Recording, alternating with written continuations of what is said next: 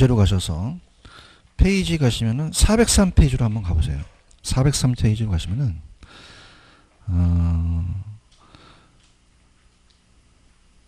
그 403페이지로 가시면은 이제 거기에 그 부동산 개발 및 관리론이라는 단어가 있죠. 여기 이제 보시게 되면은 밑에 나와 있는 부분이 이제 부동산 이용, 개발, 그 다음에 관리, 마케팅 부분이거든요. 그래서 이 저자분이 잘 해놓으신 게 부동산 이용 파트는 거의 출제가 안 됩니다. 이용 파트는. 특히 이따 보시는 도시 스포롤이라는 난개발이 있거든요. 그죠? 그러니까 요것만 좀 출제가 되고 다른 것들은 거의 용어 정리로 가져가시면 돼요. 그 다음에 이제 부동산 개발 파트가 출제가 많이 나오거든요. 개발 파트가 뭐 한 3문제에서 4문제가량 출제가 됩니다. 관리는 1문제 정도가 예상이 되는데요.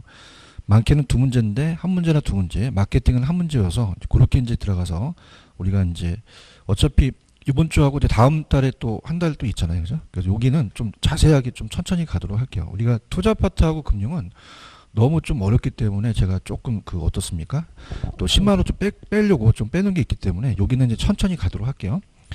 자, 우리가 지금 거기 보시면은 부동산 이용에서 밑에 가시면 토지이용 활동과 채이용이라는 단어가 있나요? 그러니까 용도의 다양성이라는 거 밑줄 쳐보시면 용도가 정해졌어요. 다양해요. 다양하니까 채이용을 해야겠죠. 그죠? 그 이제 가치를 표준을 삼기 때문에 채이용의 상태로 가는 건데 넘겨보세요. 자, 넘기시면은 토지이용 집약도라는 양가로 2번이 있죠. 그죠?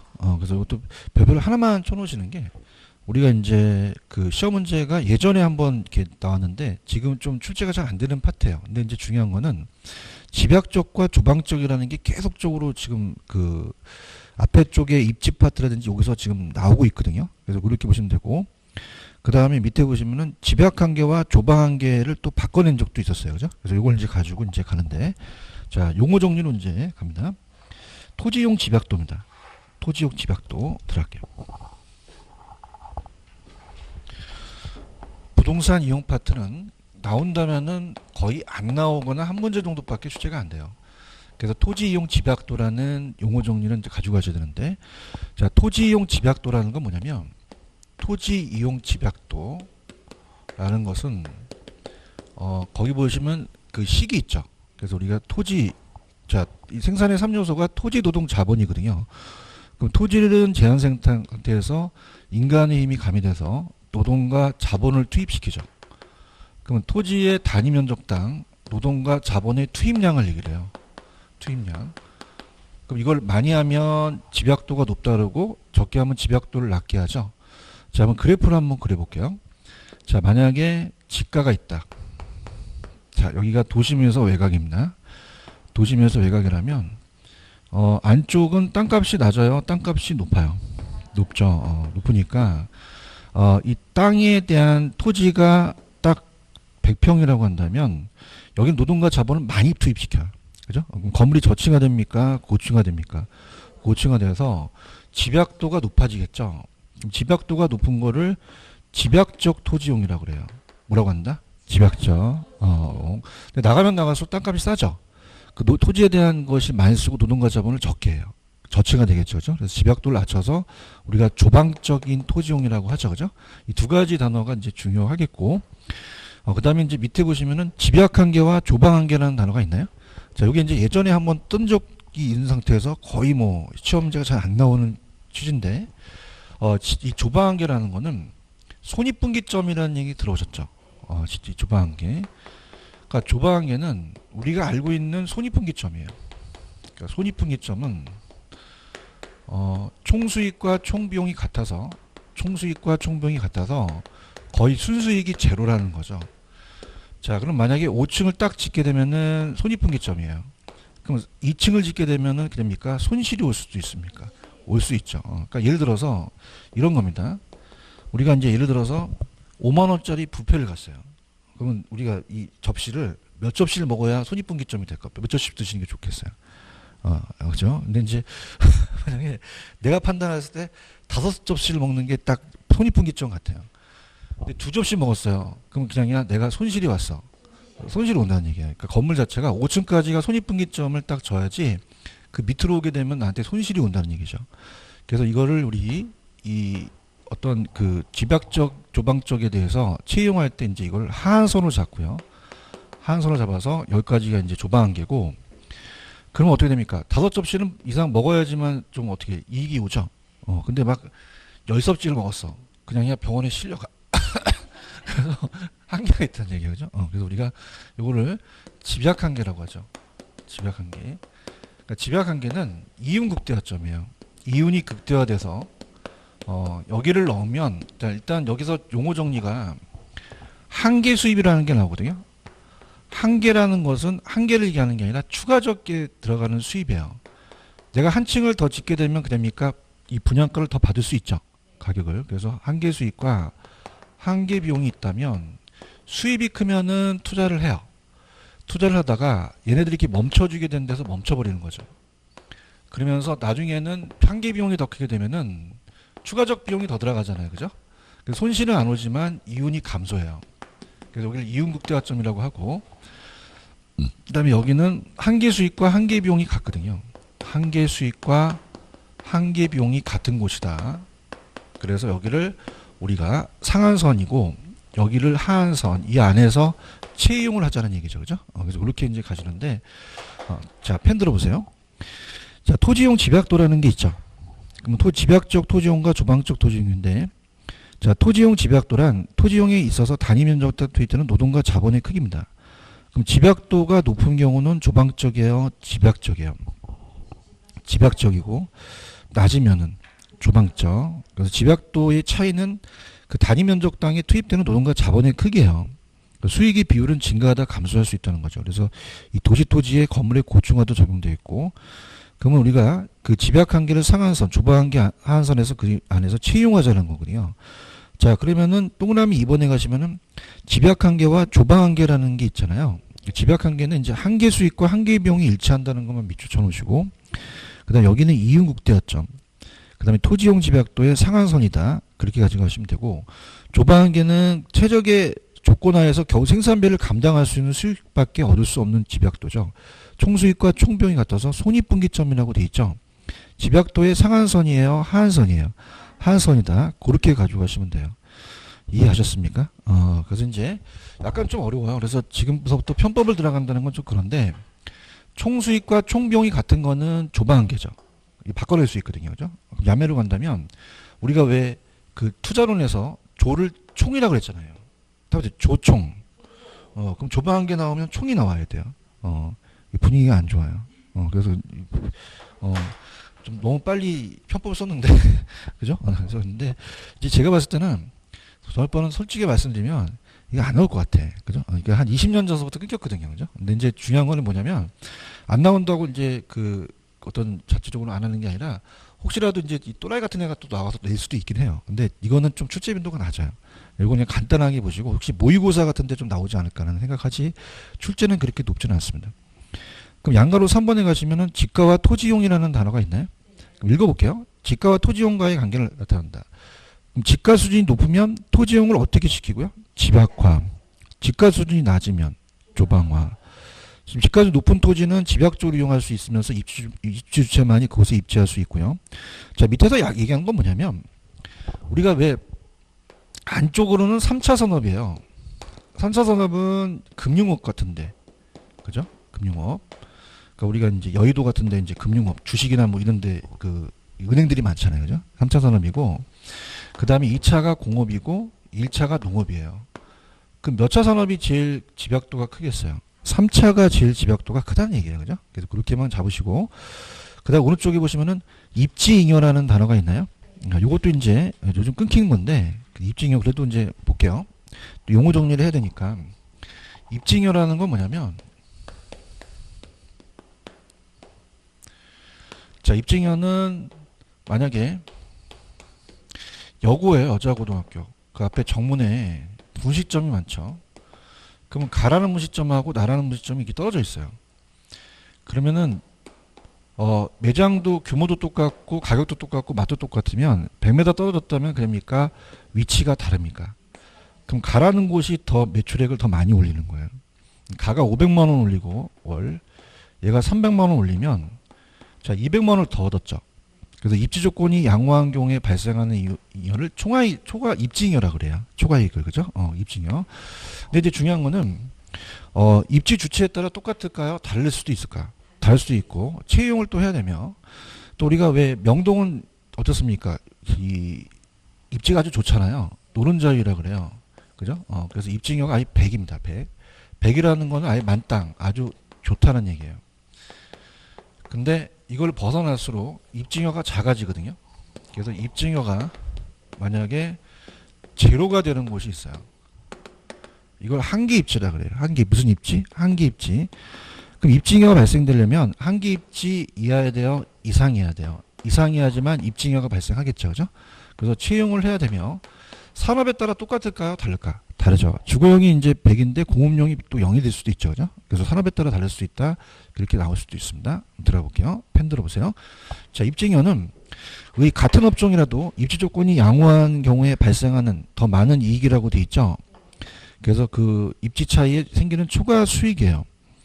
그럼 우리가 거기 보시면은 맨 밑에 한계 입지라는 건 뭐냐면, 입지 조건이 상대적으로 나쁜 것으로 초과 수익이 전혀 기대할 수 없는 것을, 자, 우리가 한계 입지는 입증여가 제로인 것을 얘기하거든요. 그러니까 3번은 뭐냐면, 입증여가 어떻게 돼요? 자, 우리가 100에서 좋죠. 마이너스로 안 좋고 이 100에 갈 것으로 좋다는 거고, 발생 요건만 좀 보세요. 그럼 입증여는 어떤 한계 입지, 자, 어떤 위치가 좁아 한계 이상이 이게 한계 입지 이상이어야 되고, 또한 위치를 채용할 수 있어야 되며, 또 지불 능력에 따라서 지불 능력이 높으면 안쪽을 입지하겠죠. 같은 위치라도 어떤 입지가 이용하냐에 따라서 지가에 영향을 미치겠다. 그럼 입지 조건과 토지용 집약도 같은 경우라도 입증은 모든 입주체에 동일하게 발생한다, 발생한 건 아니다. 아니죠. 다 주체에 따라 틀려요. 그죠? 그 다음에 산업에 따라 다르다. 그냥 그렇게만 가지고 가시고, 저는 405페이지 가시면은 밑에 도시 스포롤이라는 게 있나요? 이거 별표를 2개 정도 쳐놓으세요. 그러니까 가장 이 저자도 본 게 23회라는 자체는 30회 한 7년 전이라도 그게 최근이에요. 이 이용 파트가. 그러니까 도시 스포롤이 난개발이야, 난개발. 무슨 개발? 그래서 요게 시험 문제가 나와요. 요게. 그래서 요거 좀 더 위주로 가져가시기 바랍니다. 그래서 이용 파트는 요거 위주로 가져가, 문제도 요걸 냈거든요. 그죠? 그러니까 요게 이제 가장 출제 빈도가 높다. 이렇게 이제 보시는데, 난개발입니다, 난개발. 난개발이라는 얘기 들어보셨나요? 그래서 도시가 스프롤이라는 거는 이 지멋대로 이렇게 퍼져나가는 게 스프롤이거든요. 그러니까 이거를 난개발이라고 하시는 게 좋아요. 난개발, 난개발. 옆에다 난개발이라고 적어놓으시는 게 참 우리가 익숙해집니다. 난개발 들어갑니다. 도시 스프롤, 난개발.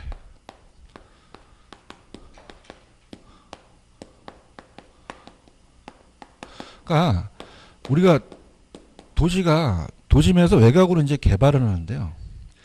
무계획적으로, 무질서, 불규칙적으로 띄엄띄엄 이렇게 개발하는 거죠. 그죠? 그러니까 어떤 거냐면, 여러분이 이제 이 세종시에도 이제 분양을 많이 하니까 모델하우스가 있잖아요. 모델하우스는 그냥입니까? 위치가 아주 좋습니까? 좋아요. 사거리에 이제 버스 정류장도 있고, 아주 접근성도 좋고, 환경도 좋고, 우리 초품화라고 아시죠? 학군도 좋고, 학군도 좋고, 역세권이고 막 다 있어요. 좋아가지고 도장을 딱 찍었어요. 현장이 어디예요? 그랬더니 봉고차가 대절돼 있어요. 자, 그래갖고 저기 가는데 산이에요, 산. 산이에요. 아무것도 없어요. 그다음에 난개발, 도시 스프롤, 도시가 지멋대로 막 뻗어나간다는 거죠. 왜냐하면 지가가 싸거든요. 그죠? 그래서 어떻습니까? 이 스프롤이라는 자체가 우리가 이런 게 스프롤이에요. 그죠? 그럼 도심이겠어요? 외곽이겠어요? 암기하면 되는 게 아니지. 도시니까 주거지, 상업지입니까? 공업지도 됩니까? 공업지도 발생했고 편의적 시설 이하라는 거죠. 그렇게 보시면 돼요. 그래서 우리가 왜 우리 공법 시간에 개발 제한 구역이라고 배우시죠? 그린벨트는 웃겼죠, 그죠? 정부에 대한 규제가 있죠. 무계획적으로 이제 나가다 보니까 이 개발도상국에서 많이 사용되거든요. 자, 그래서 들어볼게요. 405페이지. 그래서 굉장히 제가 칭찬을 하는 건 나올 것만 좀 해놓으셨어요. 밑에 가시면, 그죠? 군더더기를 다 뺐더라고요. 아주 좋아요. 자, 할게요. 도시 성장이 규칙, 불규칙, 질서, 무질서. 그건 보세요. 그것만. 평면 확산해 나가고. 2번, 도심보다는 어디? 외곽. 주거지, 상업지만 생길까요? 공업지도 발생하겠죠. 다 발생하고요.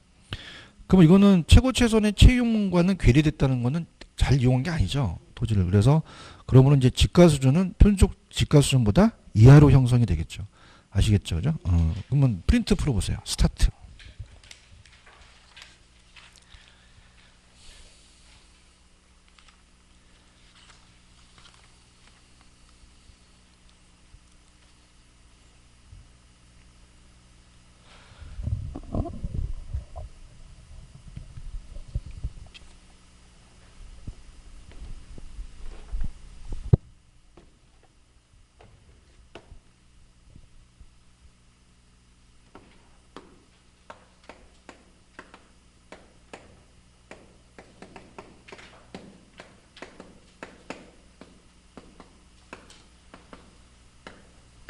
자, 프린트. 도시스포로는 주로 도심 중심지에 생깁니까? 외곽이고 주거지 상업지만 생겨요. 공업지도 생겨요. 다 생기겠죠, 그죠? 상업지 주거지만 생기는 게 아니죠. 주상공업지 다 모두 발생하죠. 이해 가시겠습니까? 이렇게 해서 도시스포로는 좀 괜찮아요. 추천해 줄만 해요. 그죠? 그래서 우리가 23회 나오고 그 다음서부터 안 나왔기 때문에 우리가 이제 31회 나오지 않을까? 생각합니다. 왜냐면 이제 23회가 이제 홀수거든요, 홀수. 홀수 나오지 않을까, 도시스포로는 좀 보시고. 그 다음에 이제 직주분리와 직주접근입니다. 요것도 별표를 한번 쳐보세요. 하나만. 얘는 이제 직주분리라는 자체가 이제 계속적으로 이제 그 토지의 직가구와 연결돼서 나올 수가 있는데, 직주분리의 밑에 보시면은 이제 박스에 보시면은 원인과 결과라는 단어가 있나요? 자, 이걸 이제 우리가 제가 강의하면서 들어가 볼게요. 자, 직주분리가 먼저요. 자, 도심에 지가가 높기 때문에 도심에 직장인들이 있죠. 그러니까 이런 겁니다. 이 지금 가장 우리나라가 지금 굉장히 문제가 되는 게 이 직장이 이제 강남이 거의 모여 있잖아요. 그죠? 그럼 그냥 월세가 비싸요. 외곽 나가요, 외곽. 나가는데 이제 중요한 거는 이제 직장을 도심에 두고 외곽을 나갈 수 있다는 건 뭐냐면 교통이 발달해요. 그죠? 그죠? 교통이 발달하니까 직장과 주거지가 분리되는 현상이 더 많이 발생된다는 거죠. 그 다음에 이제 환경이 여기가 이제 악화되거나 땅값이 비싸게 되면 나가는 원인이 되겠죠. 나갔던 사람들이 다시 들어오는 걸 접근이라 그래요. 연어가 회귀하죠. 그럼 집 나간 며느리도 가을만 되면 들어오죠. 못 되면 들어와요. 그 시험에 안 나오고. 접근이니까 나갔다 들어왔다 이렇게 해서 보시면 돼요. 왜 나갔냐? 그럼 나가서 결과가 뭐고 왜 들어왔냐? 그 원인과 결과에 대해서 물어보는 거죠. 아시겠습니까? 박스로 정리하는 게 좋아요. 직주분리는 그냥요 주거지와 직장이 멀어지는 거예요. 분리돼서. 근데 접근은요 다시 가까운 도심으로 다시 오는 거죠. 그런가요? 그러면 직주분리의 원인과 직주 접근의 원인이 똑같을까요? 이게 반대일까요? 반대예요. 이걸 잘 하셔야 돼요. 그러니까 테스트가 나가는 게 직주 분리예요. 들어오는 건요. 접근이죠. 그럼 자 박스를 볼게요. 환경이 악화되면은 들어와요, 나가요. 나가고 환경이 개선되면 들어와요. 잘 하셔야 돼요. 그래요? 그죠? 그 다음에 안쪽에 고지가다. 지가가 높다? 그러면 나가고 상대적으로 안쪽에 지가가 낮아진다면 들어오게 되는 거고. 지금 뭐 하는지 아셔야 돼요. 도심이 재개발되면 도심이 재개발돼서 재개발이 시작됐잖아요. 시작돼서 막 이 주택을 철거해요. 나가죠, 나가. 맞아요? 근데 재개발이 완료돼서 새 건물로 바뀌었어요. 들어오게 되는 거게 되고요. 재개발 완료되고 공적 규제가 강하면 나가고 완화되면 들어오고 교통이 발달하면 나가고 교통이 체증되면 들어온다는 거죠. 아시겠습니까? 그러니까 우리가 접근은 이제 체증이 되니까 정부가 정책으로 유도하게 되는 거죠. 그럼 결과로 본다면 직주분리는 나갔던 사람, 자 여기 있는 사람이 나가다 보니까 도심 공동화라는 단어가 있나요? 그럼 여기는 낮에는 사람들이 바글바글 하다가 밤만 되면 뻥 뚫려요. 이걸 도심 공동화 도넛 현상이라고 하거든요. 그 다음에 베드타운이라는 얘기 들으셨죠? 외곽은 이제 잠만 자는 도시로 이제 바뀌는 것으로서 나가게 되는 거죠. 그런가요? 그래서 결과가 되고, 그러면 직주 접근은 어떻게 되죠? 직주 접근은 아까 원인은 받고 들어다 보니까 결론은 그냥입니까? 건물이 고층화가 됩니까? 고층화가 되고 어떻습니까? 도시 해춘화라는 단어가 있네. 하춘화가 아니야. 하춘화. 하춘화는 노래 부르는 사람이고 회춘화라는 건 뭐냐면 도시가 다시 젊어진다는 얘기예요. 그러니까 회는 다시 젊어서서 재개발 재건축되니까 새 건물로 바뀌어요. 그래서 왜 상향여가라는 얘기 배우셨죠? 그러니까 저도지 고도층 바뀐다는 얘기죠. 그래서 회춘화가 그런 도시 재생이 된다는 거고. 그다음에 이제 하나만 좀 여기 그 직주분리의 위에 보시면은 원인 결과에 보시면은 교통체증의 심화에 도심 고동 현상이라는 단어가 있나요? 거기에 그 위에 보시면 직주분리의 원인 결과에 도심 자 우리가 교통체증의 심화에 도심 고동 현상. 자 우리가 맨 위에 2번에 양가로 1번에 동그라미 2번에 교통체증의 심화 찾으셨어요? 도심 고동이라는 현상이 있나요? 이게 뭐냐면 오른쪽에 해설이 있는데 아침 저녁으로 출퇴근하는 사람들의 유동인구예요. 그럼 이게 많아지면 그냥입니까? 교통체증이 심화됩니까? 심화될 수 있다는 거죠. 아시겠죠? 그죠? 네, 그렇게 여러분들이 보시면 돼요. 무슨 말씀인지 이해 가셨죠? 이해 가셨고 그 다음에 이제 조금 편법을 좀 간다면 결과와 원인을 바꿀 수 있죠. 네, 그럼 박스를 보시면은 결과는 거의 화자가 많이 들어가요. 뭐가 많이 들어간다? 화. 그다음에 공동화, 베드타운화, 고충화, 해춘화. 화자가 나오면 다 결과 쪽으로 많이 흐른다는 거죠. 아시겠습니까? 이렇게 해서도 머릿속에 두시면 나중에 또 정리를 또 해드릴 거예요. 모아가지고 아시겠습니까? 이렇게 정리해 주셔서 보시면 되고 그 다음에 이제 오른쪽에 보시면 한계지라는 단어가 있나요? 자 이것도 이제 옛날에 나왔다가 이제 끊겨는 문제인데 들어볼게요. 자 옛날에 이제 한계지의 직가법칙으로 한번 나왔었거든요. 한계지의 직가법칙. 자 그럼 한계지는 택지용의 최원방권의 토지를 얘기해요. 택지의 끝토지를 얘기를 하는 거죠. 농지와의 경계선이거든요. 그죠? 근데 직가법칙이라는 걸 왜 얘기하냐면, 자, 도심입니다. 도심은 지가가 낮아요? 지가가 높아요? 높죠. 그래서 우리가, 갑돌이가 용산에서 전자대리점을 해요. 그래서 그 다음 해에 여름철에 아주 덥다는 소문 듣고 에어컨을 겨울철에 사나요? 배가 이렇게 나왔어요. 100대 사나. 그럼 안쪽은 그냥요, 월세가 비싸요. 창고가 들기가 힘들죠. 그 외곽으로 나가야 돼요. 근데 외곽으로 나가는데 끝없이 나간다 한계가 있다. 저기 끝없이 나가는 거야. 끝없이 나가고 저기 산골짜기인데, 그냥 어떤 사람이 그냥 무료로 창고를 해준다 그랬는데, 물난리 나갖고 돼지랑 같이 에어컨이 떠내려가. 그죠? 그럼 그냥 있다 한계가 있다. 왜냐면 집가가 낮은 대신에 교통비가 많이 들어가요. 그죠? 이해하셨습니까? 그러니까 너무 나가도 안 좋다는 거죠. 그러면은 안쪽일수록 그냥입니까? 교통비가 좀 적게 들어갑니까? 적게 들어가니까 나가더라도 그 한계가 있고 그 한계지를 따지는 게 택지용은 그 한계선이 있다는 얘기예요. 그래서 특정 지점과 시점이라는 거는 지점서부터 간다는 거는 알겠고 시점은 왜 그러냐면 한계지가 연장이 돼요. 대중교통에 따라서. 그럼 2015년의 한계지와 2020년의 한계지가 똑같을까요? 달라요. 그러니까 우리가 이렇게 냈는데 요게 택지였는데 택지의 끝토지가 한계지거든요. 근데 이제 여기가 농지였는데 대중교통이 발달되면 그럽니까? 이 한계지가 연장됩니까? 연장돼서 농지가 택지로 바뀔 수 있죠. 초기에 지가 상승이 높고 택지와 농지에 대한 이 경계는 굉장히 지가 상승이 이제 지가에 대한 게 무관합니다. 그래서 택지가 높고 농지가 낮잖아요. 자, 그래서 이걸 이제 그려본다면 지가가 있고 택지가 있고 농지가 있으면 지가가 이렇게 떨어져요. 그래서 단절 지가.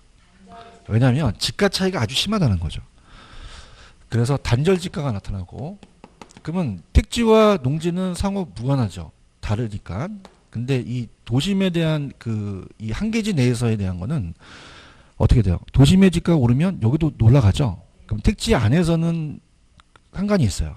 상관이 있고 우리가 택지끼리 비슷하니까 한계지끼리는 더 대치관계가 성립되고요. 그 다음 마지막 안쪽은 땅값이 비싸니까 보통 그냥입니까? 임차를 합니까? 그럼 차가라고 하거든요. 임차가. 나갈수록 소유하는 게 많죠. 그럼 자가가 더 많다는 얘기죠. 그런가요? 그러니까 우리가 이 도심에 서울에는 진짜 막 비싼 데다 보니까 거의 뭐 전세 월세 사람들이 많잖아요. 근데 조금만 돈을 들여도 외곽 같은 건 집을 살 수 있죠. 그럼 자가가 더 많다, 멀리 있다는 거죠. 그럼 차가 더 멀어요? 자가가 멀어요? 자가가 더 멀어요. 차가용이라 그래요? 자가용이라 그래요? 자가용 타면 또 멀리 나갈 수 있어요. 뭐 20년 전 야매라서 그렇게 먹히진 않아요. 그죠? 근데 갑니다. 펜을 가볼게요.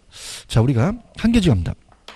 한계지는 특정 시점과 지점을 기준으로 한 택지용의 최원방권이라고 돼 있죠. 그래서 지금 여기가 얘기한 게 한계지의 직가 법칙이에요.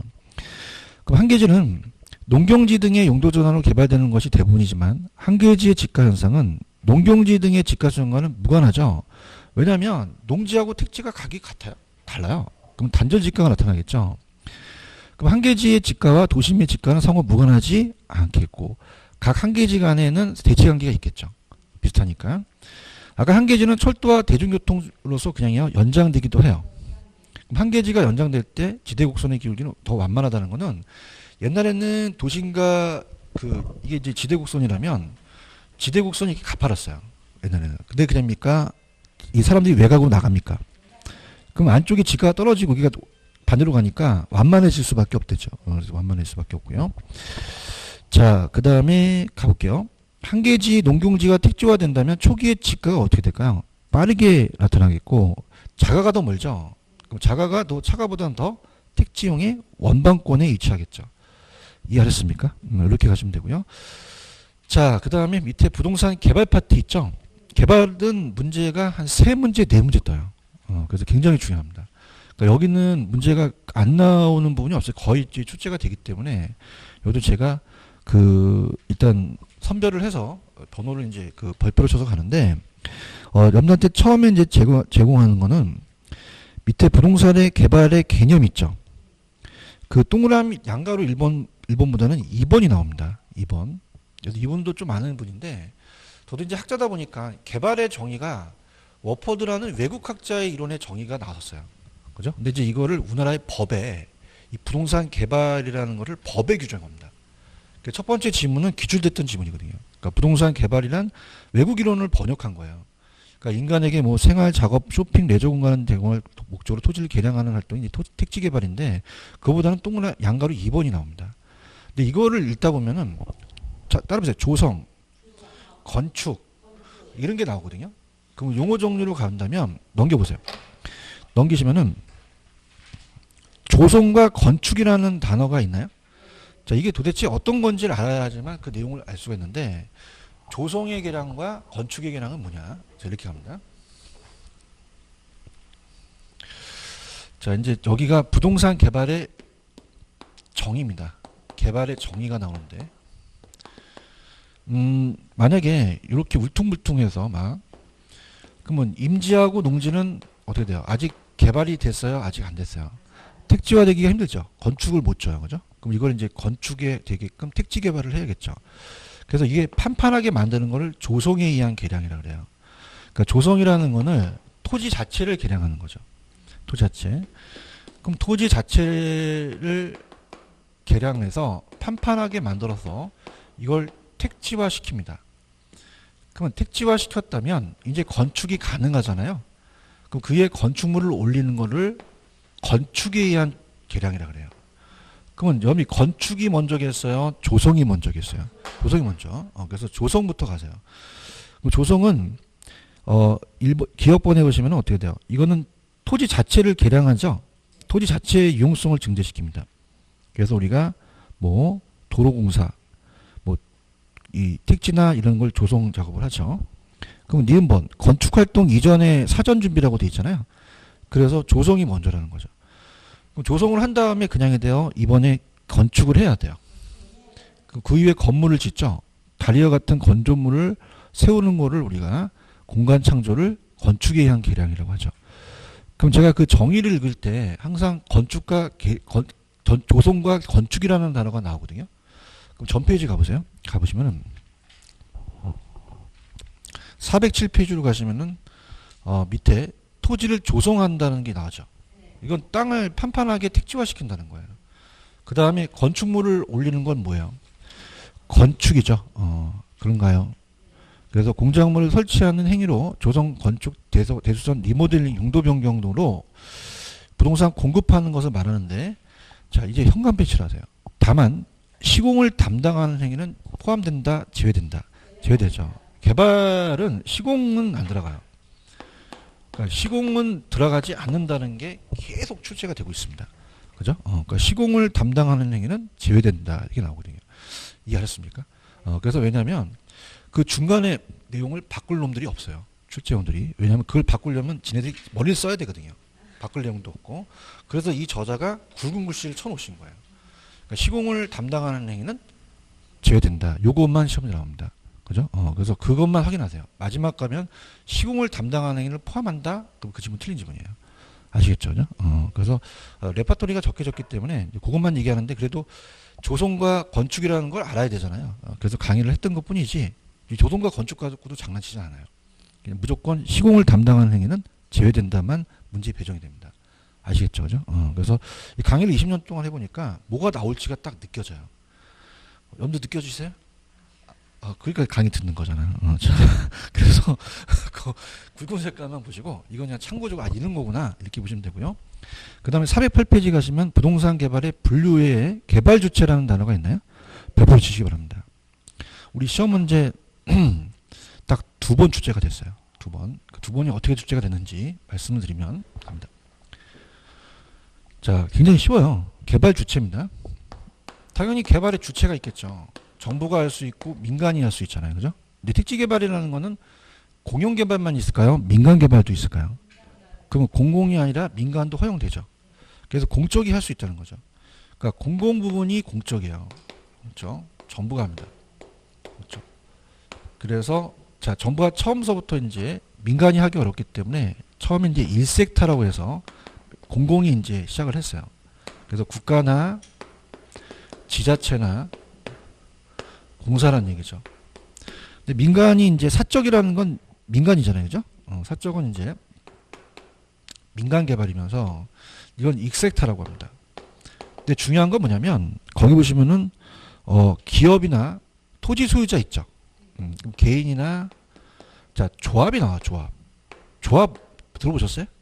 그러니까 조합은 공적이에요, 사적이에요. 공적이 아니거든요. 그죠? 아주 기본적인 게 나왔거든요. 그죠? 조합이라는 게 어떻게 공적입니까? 조합은 사적이겠죠. 그죠? 토지 소유자가 개인이 있고 조합원이 구성이 되잖아요. 그래서 이렇게 나왔었고요. 그 다음에 나왔던 건 이 두 가지를 합친 게 3섹터예요. 그럼 3섹터는 그냥입니까? 1섹터와 2섹터를 합쳤습니까? 그럼 정부와 민간이 공동 개발을 한다는 거예요. 사업 형태, 공공성이 강한 지역 개발 혹은 도시 개발에 참여한다는 거죠. 이해하셨죠? 자, 그러면 문제를 한번 풀어볼게요. 문제로 가시면은 8번 문제를 한번 풀어보세요.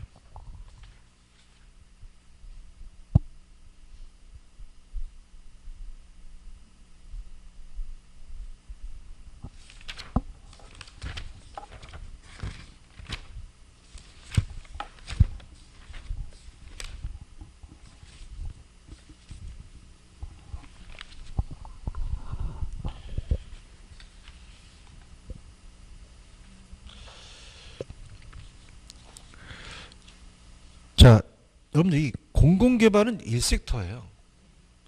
그럼 2섹터도 아니잖아요. 그럼 이건 틀었잖아요. 그럼 공공개발 지휘서트를 주고 3섹터로 고치세요. 그죠? 그럼 이 내용은 3섹터에 대한 얘기입니다.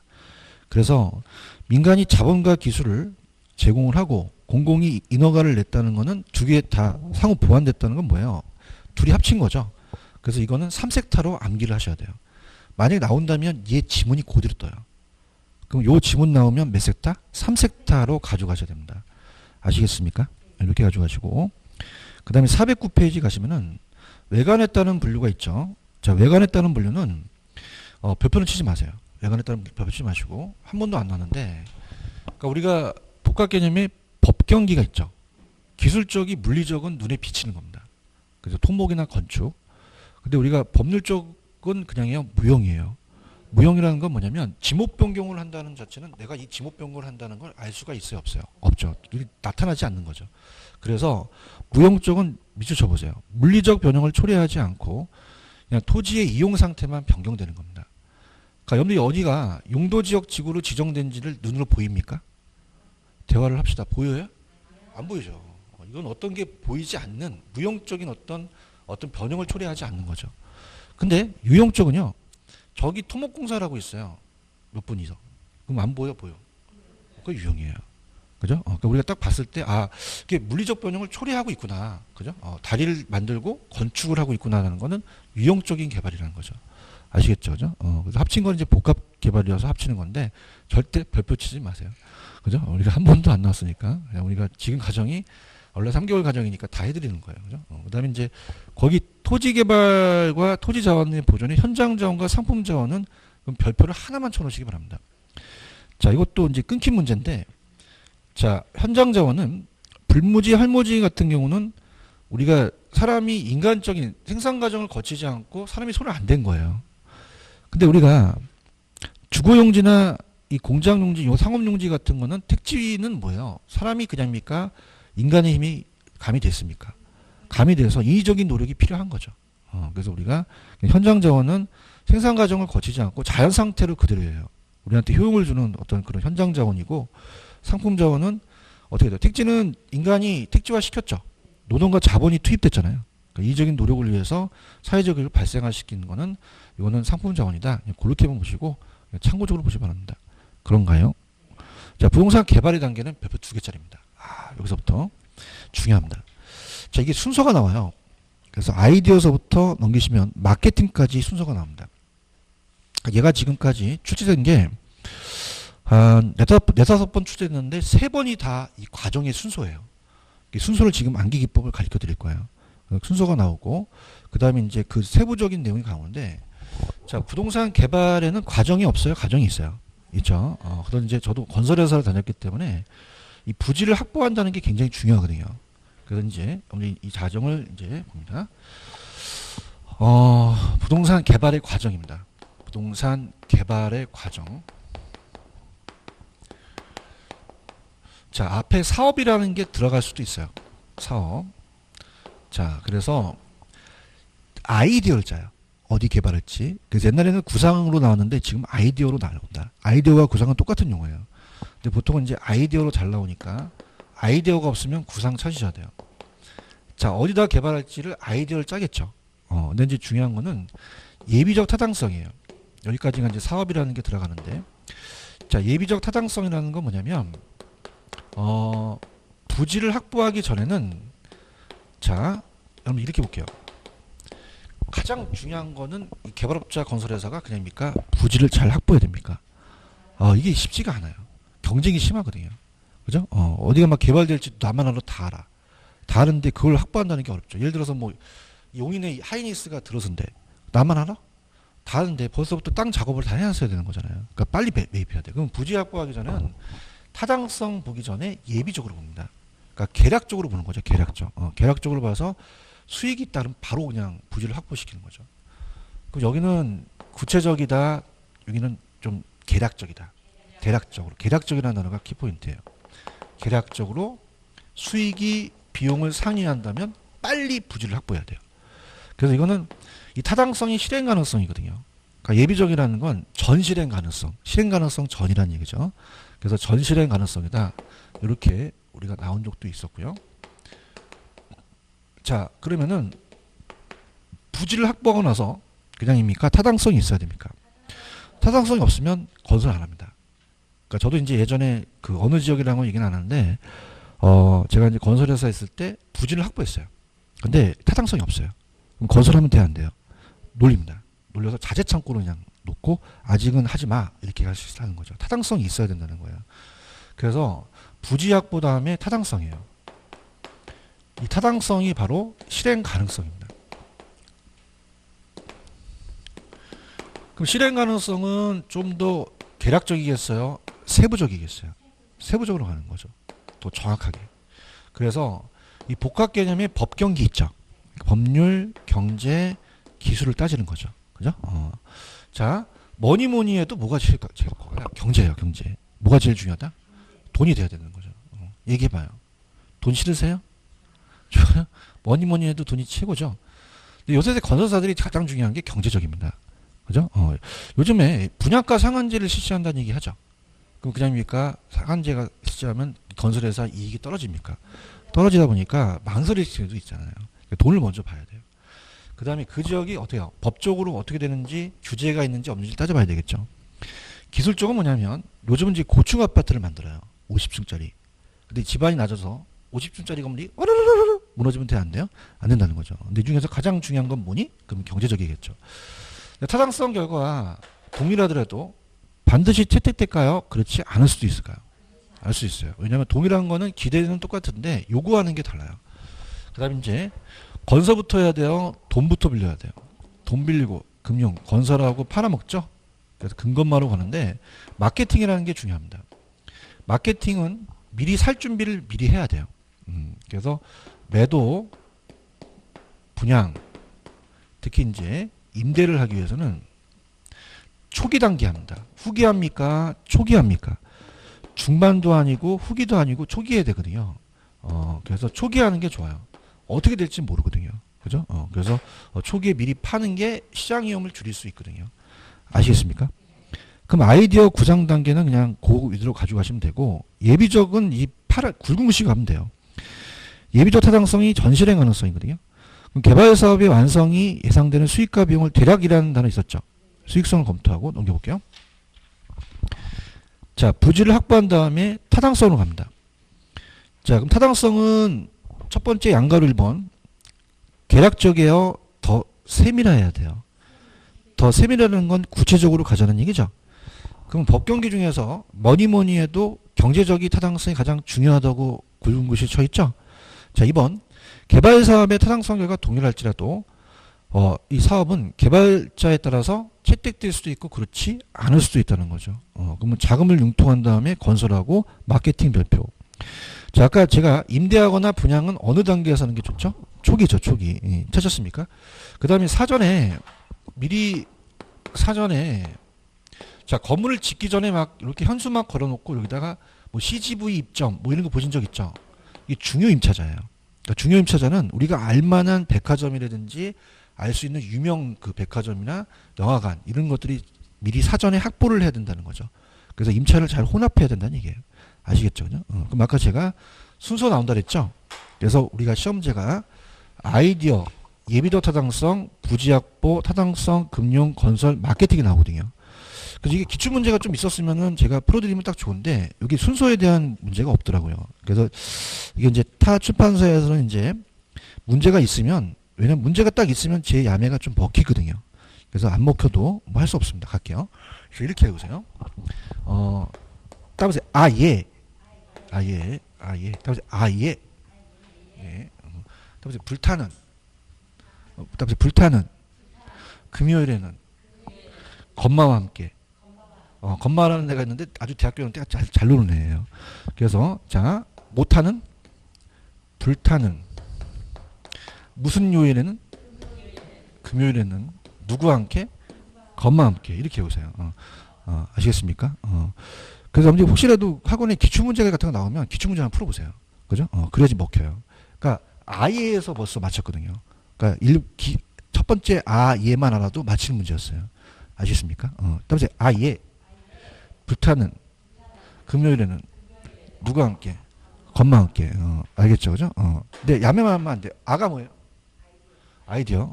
어디다 나왔더니 출제가 됐었는데 어떤 분이 와갖고 교수님 왜요? 아가 안 보여요. 이 구상단계로 나올 수 있어요. 구상단계. 그래서 예. 그죠? 근데 똑같이 않아요. 용어가. 불은 부지를 찾으셔야 돼요. 타는 타당성을 찾으시고요. 금요일은 금융을 찾으셔야 되고요. 건마는 그냥 나와요. 건마. 알겠어요? 그래서 제가 대학교 때 금요일만 되면 아주 잘 노는 애가 건마라는 애가 있었거든요. 걔랑 항상 불타는 금요일을 지냈어요. 아시겠죠? 그죠? 아시겠습니까? 할 수 있겠어요? 저도 초라해요. 근데 집에 가면 이것밖에 생각 안 나요. 그죠? 그래서 얼마나 웃긴데요. 그죠? 집에 가면, 예! 그래, 그것밖에 생각 안 나요. 그래서 그렇게 해서 나중에 꼭 기출문제를 풀어보세요. 기출문제를 꼭 사세요. 사가지고 요 순서가 나온 문제가 3문제가 있었거든요. 그래서 그렇게 해서 풀어보시는 게 효과가 있습니다. 왜냐하면 우리 시험 문제는 객관식이잖아요. 그럼 아이디어와 예비적 타당성이 나오죠. 그럼 아이디어 찾고 예비적 타당성 거의 다 끝나는 문제가 나왔었거든요. 아시겠죠? 이렇게 하실 수 있겠어요? 됐습니다. 이렇게 하고 조금만 쉬었다가 갈게요.